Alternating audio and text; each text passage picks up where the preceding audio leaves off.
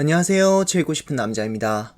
오늘 살펴볼 책은 호르헤 루이스 보르헤스의 픽션들입니다. 픽션이란 무엇일까요? 일단 픽션의 사전적인 뜻으로는 허구, 소설이 있습니다.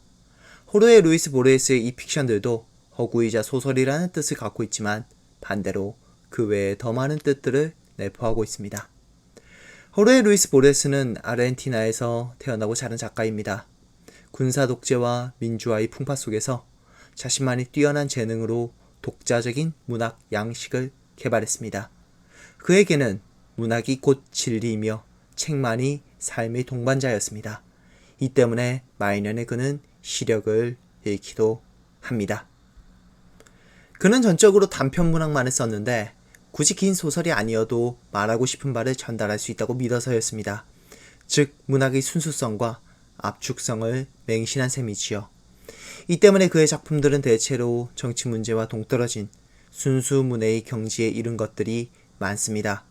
그리고 역시 또 이 때문에 그는 움베르토 에코의 역작 장미의 이름의 앞을 못 보는 장인이자 기독교 광신도 수도사 호르헤의 모델이 되기도 했지요. 오늘은 그의 여러 단편 소설 중 피에르 메나르, 돈키호테의 저자를 살펴보려고 합니다. 이미 널리 알려진 대로 돈키호테의 저자는 세르반테스입니다. 세르반테스는 스페인 출신이기에 보르헤스에게는 이미 친숙한 인물이었겠지요. 그런데도 보르헤스는 소설에서 돈키호테의 저자가 세르반테스가 아니라 피에르 메나르라는 어떤 가공의 인물이라고 말하고 있는 것입니다. 왜 그럴까요? 몰라서 그랬을까요? 아니면 의도가 있었을까요? 돈키호테의 주인공 돈키호테는 양면적인 인물입니다. 그가 살던 시대에 말 타고 싸우던 기사들은 총과 대포 앞에서 속절없이 무너졌습니다. 한편 중세의 인물이란 신에게 헌신하는 성직자거나 숙녀를 모시는 성실한 기사가 전부였지요.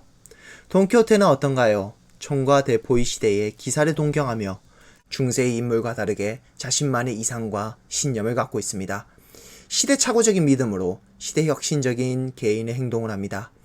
돈키호테의 모험이 우스꽝스러워도 그는 자신의 꿈을 쫓는 개인이기에 사랑받을 수밖에 없습니다. 바로 이러한 점이 돈키호테의 매력이라고 할 수 있지요. 피에르 메나르, 돈키호테의 저자의 주인공 피에르 메나르. 과연 그는 어떠한 인물일까요? 그는 어떤 매력을 가지고 있을까요? 한번 소설의 내용을 통해서 알아보겠습니다. 그는 또 다른 돈키호테를 집필하려는 게 아니었다. 그것은 쉬운 일이지만 그가 집필하려고 했던 것은 돈키호테 그 자체였다. 그가 처음 생각해냈던 작업 방식은 상대적으로 단순했다. 스페인어에 능통하는 것, 가톨릭 신앙을 회복하는 것, 무어인들 또는 터키인들과 전쟁을 벌이는 것, 1602년부터 1918년까지의 유럽 역사에 대해 잊어버리는 것, 미겔 데 세르반테스가 되는 것. 피에르 메나르는 이러한 과정을 열심히 추적했다. 피에르 메나르, 그는 돈키호테를 좋아한 나머지 20세기 포스트 모더니즘 시대에 16, 17세기 스페인인 작가 세르반테스가 되고자 결심합니다. 기사도 시대가 끝난 시기에 기사가 되기로 결심한 돈키호테처럼 지나간 시대의 인물을 시대착오적으로 재현하기로 결심한 것입니다. 아니, 재현이 아니라 그 존재 자체가 되기로 한 것입니다. 그렇다면 그는 성공했을까요? 실패했을까요? 정말로 돈키호테의 저자 세르반테스가 되었을까요? 그런데 세르반테스가 되었다면, 그래서 돈키호테를 썼다면 세르반테스의 돈키호테와는 같을까요? 다를까요? 다음은 세르반테스의 돈키호테 속 한 구절입니다. 진리의 어머니는 시간의 적이고 사건들의 저장고이고 과거의 목격자이고 현재에 대한 표본이며 충고자이고 그리고 미래에 대한 상담관인 역사이다. 이 글에 대해서 소설은 이렇게 평가합니다. 17세기 평범한 천재인 세르반테스에 의해 편집된 이러한 열거형 문장은 역사에 대한 단순한 수사적 찬양에 불과하다. 자, 그렇다면 평범한 천재인 세르반테스가 아닌 피에르 메나르는 뭐라고 적을까요? 한번 살펴봅시다. 진리의 어머니는 시간이 적이고 사건들의 저장고이고 과거의 목격자이고 현재에 대한 표본이며 충고자이고 그리고 미래에 대한 상담관인 역사이다. 뭐가 다른 걸까요? 피에르 메나르는 세르반테스와 똑같이 적었습니다. 왜 그렇습니까? 말 그대로 세르반테스의 돈키호테를 그대로 적는 것이 목적이었기 때문입니다. 그렇다면 소설 속 평가는 세르반테스에게 내렸던 것과 똑같았을까요? 자, 그 평가를 살펴봅시다. 역사는 진리의 어머니다. 이러한 생각은 놀라운 것이다. 윌리엄 제임스와 동시대 사람인 메나르는 역사를 현실에 대한 탐구가 아닌 현실의 원천으로 정의한다. 메나르에게 있어 역사적 진실이란 일어난 사건이 아니라 사건이 일어났을 것이라고 판단하는 행위를 가리킨다. 또한 문체에 있어서의 차이점도 아주 명명백백하다. 메나르의 고어체, 무엇보다 외국어 문체적인 자규적인 흔적을 벗어나지 못하고 있다. 자신이 살았던 시대의 스페인어를 유창하게 구사할 줄 알았던 선구자 세르반테스의 경우는 전혀 그렇지 않다. 세르반테스와 피에르 메나르는 똑같은 글을 썼습니다. 그런데도 세르반테스는 평범한 천재가 되고 피에르 메나르는 현대의 다소 자기적인 고어체를 구사할 줄 아는 문장가로 평가받습니다.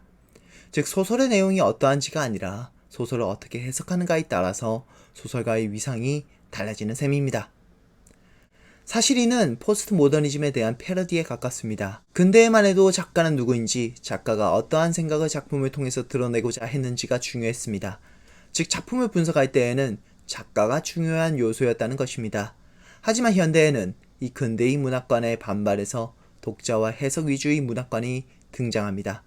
작가가 누구인지가 아니라 작품을 독자가 어떻게 해석하느냐가 더 중요하다는 것입니다. 그런데 만약 똑같은 글을 사람들이 서로 다르게 해석한다면 어떨까요?